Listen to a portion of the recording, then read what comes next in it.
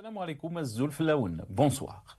En février 2025, lors du sommet de l'Union africaine, le chef de l'État, M. Abdelmadjid Tebboune, a proposé un grand procès du colonialisme.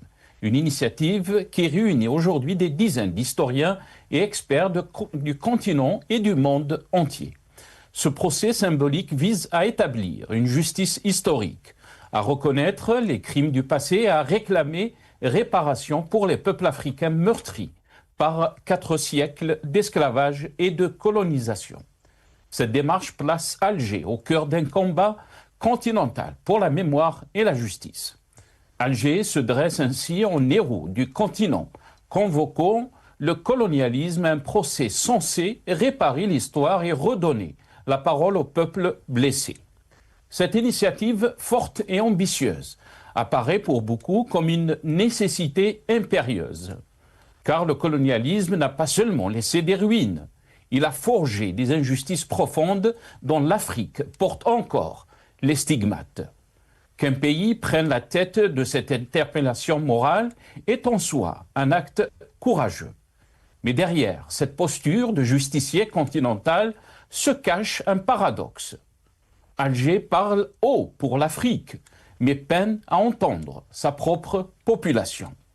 Le pouvoir algérien prend à dénoncer les silences historiques, entretient parfois les siens, tandis que les discours se tournent vers les responsabilités d'hier, les urgences d'aujourd'hui sociales, économiques, politiques restent souvent en suspense, enfermées dans un présent sans procès ni réponse.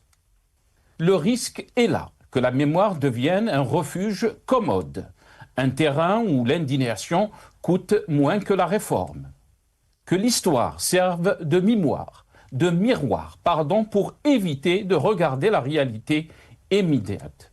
Les aspirations des jeunes, le besoin de transparence, la demande de liberté, les défis économiques qui contraignent des millions d'Algériens. On ne construit pas l'avenir uniquement en jugeant le passé. Le procès du colonialisme légitime et salutaire ne peut être dissocié d'un autre exercice.